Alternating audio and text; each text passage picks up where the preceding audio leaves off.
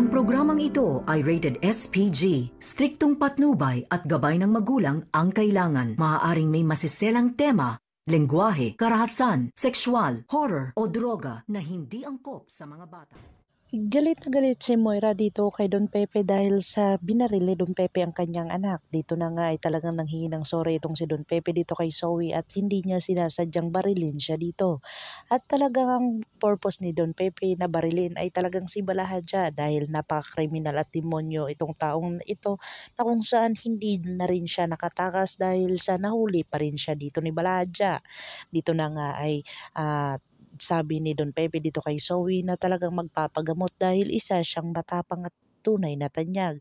Dito na nga ay talagang emotional itong si Zoe na kung saan talagang sinabi niya dito na duwag ako dahil hindi ako totoong tanyag. Mahina ako na kung saan sinabi ni Don Pepe na hindi ka mahina at talagang may malinis ang inyong puso na kung saan pinakokonsensya dito ni Don Pepe itong si Zoe para magsumbong sa mga pulis dahil mali naman talaga ang mga ginagawa ng kanyang ina.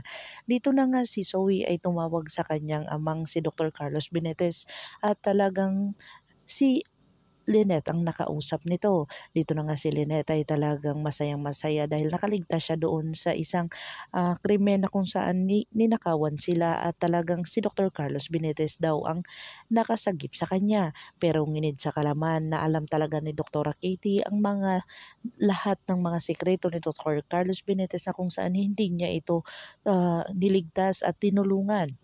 Samantala ito pa ay iniwan niya doon at nakahalandusay lang na kung saan hindi pa dumating ang mga pulis ay talagang makikitil ang buhay dito ni Lynette kung saan iniwan siya ng kanyang asawa.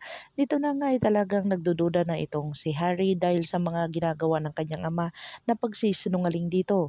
Dito niya napagtanto na hindi kayang sagipin ni Dr. Carlos Benitez ang kanyang tita Lynette kung nasa alanganin ito dahil sa pipiliin niya ang kanyang anak kaysa dito sa kanyang asawa.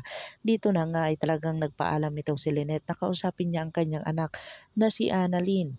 Dito na niya sinabi ang buong katotohanan kung ano ang nangyari sa kanya at talagang galit na galit si Annalyn sa kanyang sarili dahil hindi niya ito mapapatawad kung may nangyaring masama sa kanyang ina. Dito na nga ay talagang si Dr. Carlos Benitez ay nakita o nalaman na si Lynette ang nakasagot ng phone dito sa tawag ni Zoe. Dito na kaya magkakaroon ng panganib ang buhay ni Lynette na kung saan ikukulong na naman siya dito ni Dr. Carlos Benitez o talagang mabubugbog siya dito ni Dr. Carlos Benitez para iba-blackmail siya dito na hindi magsasabi ng katotohanan tungkol sa kanilang sikreto. Dito na kaya ay panghahawakan sa leeg ni Dr. Carlos Benitez ang kanyang asawa na kung saan hindi malalaman ang buong katotohanan ni Annalyn na anak si Zoe sa labas ng kanyang tatay. Pakakaabangan natin mga susunod pa na episode na ito, ang abot kamay na pangarap. Kung bago lang po kayo sa aking channel, please like, share, and subscribe para ma-update po kayo sa mga susunod pa. Yun lamang po at maraming salamat.